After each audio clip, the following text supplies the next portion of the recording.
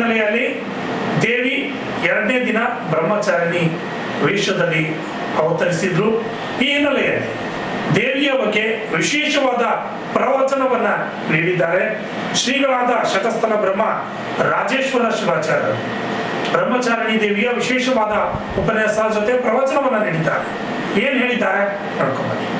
ವಿಶ್ವವಿಖ್ಯಾತಿ ಎಂದೇ ಆಚರಿಸುವ ನವರಾತ್ರಿಯ ದಸರಾ ಮಹೋತ್ಸವದ ದೇಶದ ಇತಿಹಾಸದಲ್ಲಿ ಜಗನ್ಮಾತೆಯಾದ ಅಂಬಾಭವಾನಿಯನ್ನು ನಮ್ಮ ಮನೆಗಳಲ್ಲಿ 9 ದಿನಗಳ ಕಾಲ ಮಾಡುವ ಮಡಿಪೂಜೆ ಕುರಿತು ಪರಮ ಪೂಜ್ಯರಾದ ಶತಸ್ಥಲ ಬ್ರಹ್ಮ ರಾಜೇಶ್ವರ ಶಿವಾಚಾರ್ಯರು ಡೊಣಗಾಪುರ ಗ್ರಾಮದಲ್ಲಿ ನಡೆದ ಸಾಯಂಕಾಲದ ದಸರಾ ದರ್ಬಾರ್ ಕಾರ್ಯಕ್ರಮದಲ್ಲಿ ದಿವ್ಯ ಸಾನ್ನಿಧ್ಯವನ್ನು ವಹಿಸಿಕೊಂಡು ಮಾತನಾಡಿದ್ದಾರೆ. ಶ್ರೀಗಳು ಏನು ಹೇಳಿದ್ದಾರೆ ನೀವೇ ಕೇಳಿ.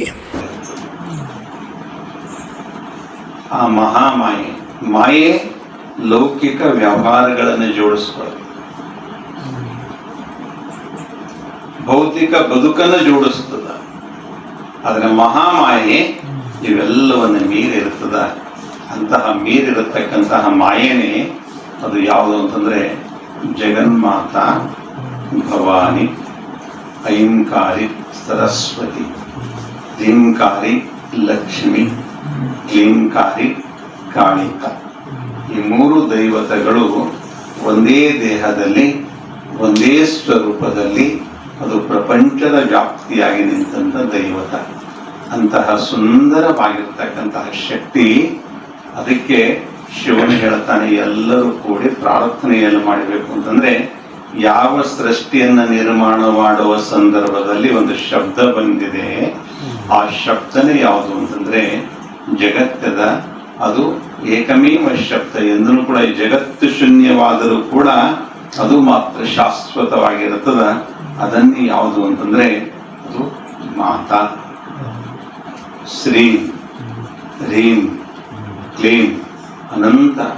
ಅದಕ್ಕೆ ಹೆಂಗೆ ಬೇಕು ಹಂಗೆ ಹೇಳಿದ್ರು. ಯಾರು ಅಂಬಾ ಭವಾನಿ ಅಂತಂದ್ರು, ಯಾರು ಅಂಬಾ ಬಾಯಿ ಅಂದರು, ಯಾರು ದುರ್ಗಾ ಅಂದರು, ಯಾರು ಚಂಡಿಕಾಮ್ಮ ಅಂದರು, ಯಾರು ಮರಿಗಮ್ಮ ಅಂದರು, ಯಾರು ಪೋಚಮ್ಮ ಅಂದರು.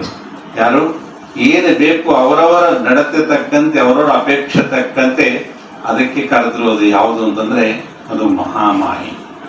ಅಂತ ಮಹಾಮಾಯನೇ ಭಕ್ತನ ಭಕ್ತಿಗಾಗಿ ಈ 9 ದಿವಸಗಳಲ್ಲಿ ಒಂದು ಸ್ವರೂಪವನ್ನು ತಾಳ್ತಾಳೆ. ಪ್ರಥಮಂ ಶೈಲಪುತ್ರಿಯಾಗಿ ನಿನ್ನ ಬಂದಳು. ಇವತ್ತಿನ ದಿವಸ ಬ್ರಹ್ಮಚಾರಿಣಿಯಾಗಿ ಭಕ್ತನ ಮನೆಯಲ್ಲಿ ನಿಲ್ತಾಳೆ.